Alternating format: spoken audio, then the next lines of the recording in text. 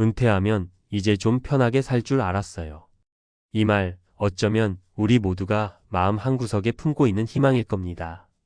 평생 일터에서 치열하게 살아오면서 언젠가 은퇴를 맞이하면 더 이상 돈 걱정 없이 시간에 쫓기지 않고 하고 싶은 거 하면서 살 줄 알았습니다. 그런데 현실은요, 생각보다 훨씬 냉정합니다.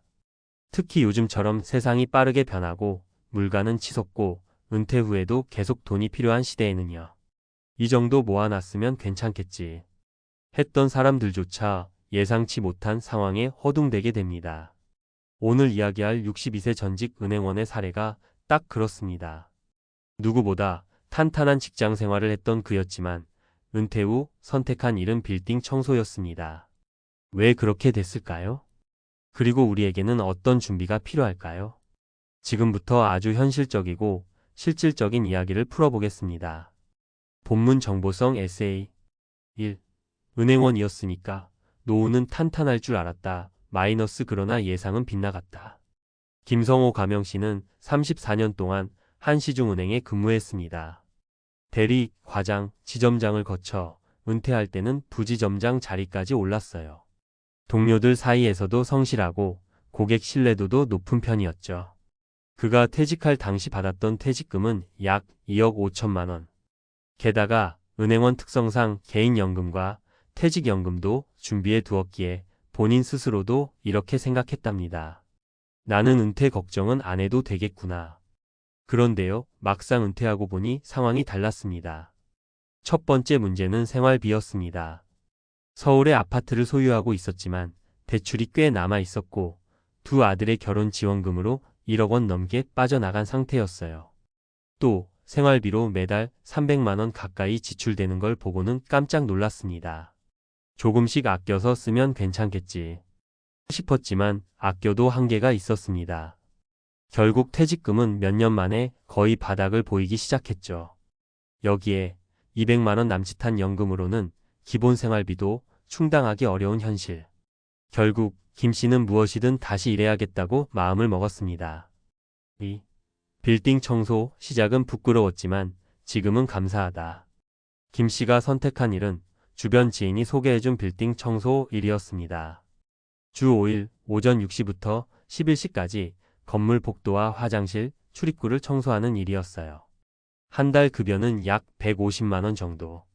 사실 처음에는 자존심이 많이 상했다고 합니다.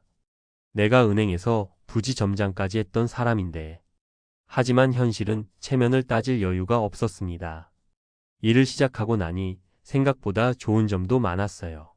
몸을 부지런히 움직이니 건강도 좋아지고 아침에 일찍 일어나 규칙적인 생활을 하게 되었죠. 또 무엇보다 다시 스스로 돈을 벌 수 있다는 자존감이 생겼습니다. 김 씨는 이렇게 말했습니다. 일은 부끄러운 게 아니더라고요. 은퇴하고도 꾸준히 일할 수 있다는 게 큰 복입니다. 사례로 보는 은퇴 후 현실과 교훈.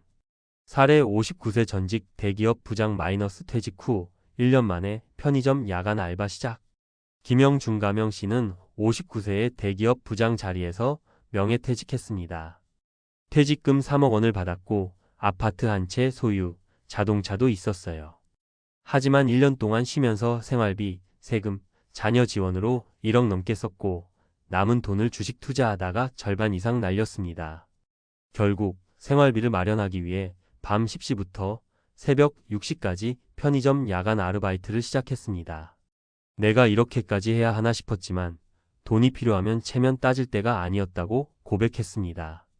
교훈 은퇴 직후 쉬고 싶다는 유혹에 휘둘리면 돈이 빠져나가는 속도를 절대 막을 수 없습니다.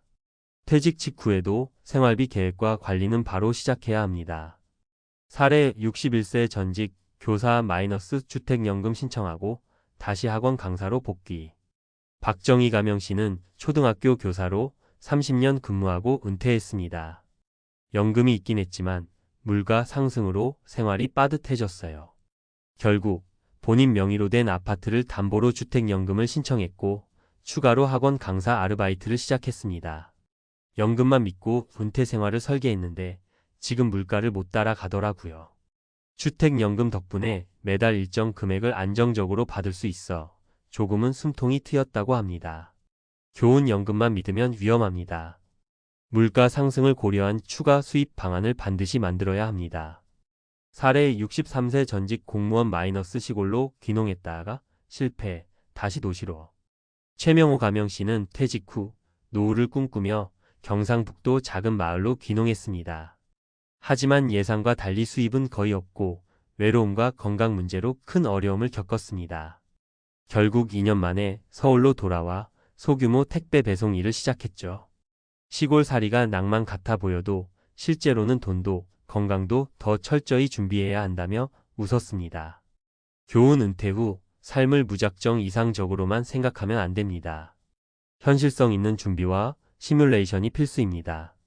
결론 은퇴 후 삶을 바꿀 수 있는 건 미리 준비하는 나뿐이다. 김성호 씨는 지금도 새벽 오시면 일어나 작업복을 챙깁니다. 청소 일을 하면서도 틈틈이 온라인 강좌를 듣고 노후를 위한 부업 아이디어도 고민하고 있습니다.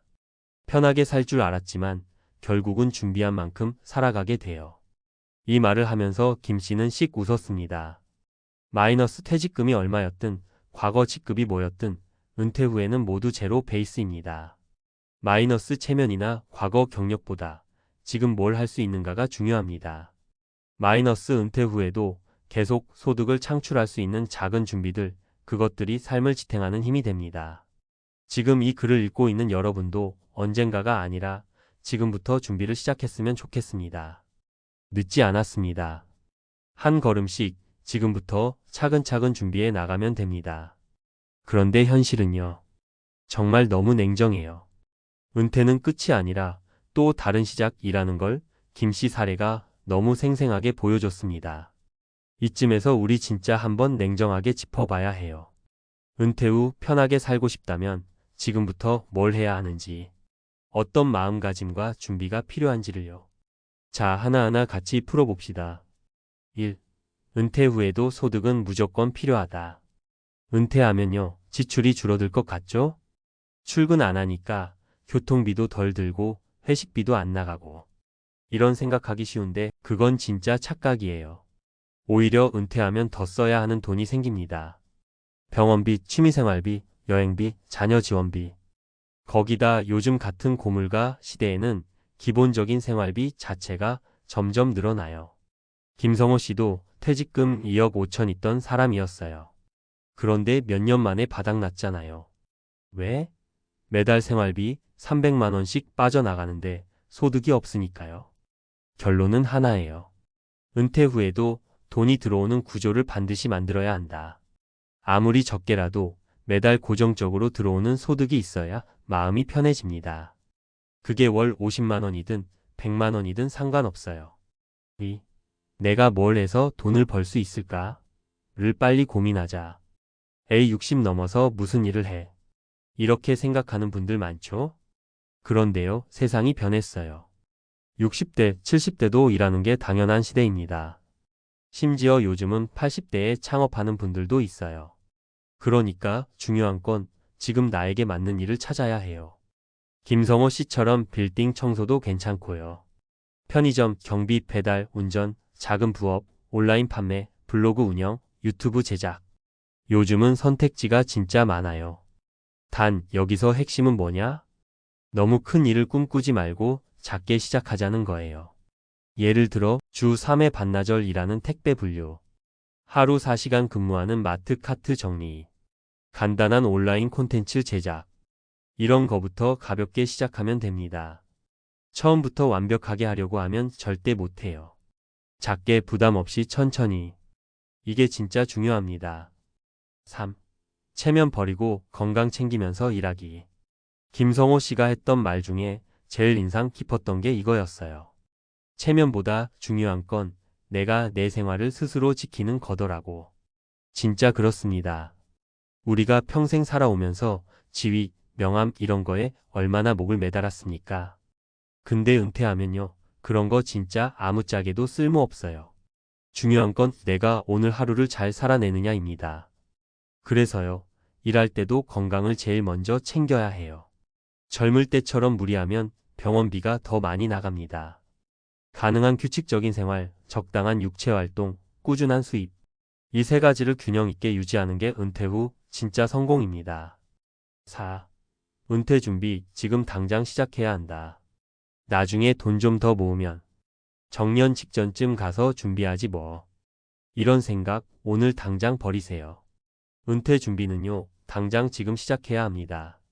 지금 40대라면 퇴직금 어떻게 쓸지 계획 세우세요. 연금 추가 납입하세요. 부업 하나라도 연습해 보세요. 지금 50대라면 생활비 줄이는 습관 들이세요. 부동산 투자 점검하세요. 은퇴 후 하고 싶은 일 리스트 만들어 보세요. 지금 60대라면 무리하게 투자하지 마세요. 소소하게라도 소득 활동 시작하세요. 건강 관리 최우선으로 하세요. 은퇴 준비는 나이가 중요한 게 아니에요. 언제 시작하느냐가 중요합니다. 5. 내 삶의 이막을 스스로 디자인하기. 솔직히 은퇴 후 삶을 남이 챙겨주진 않아요. 국민연금? 좋죠.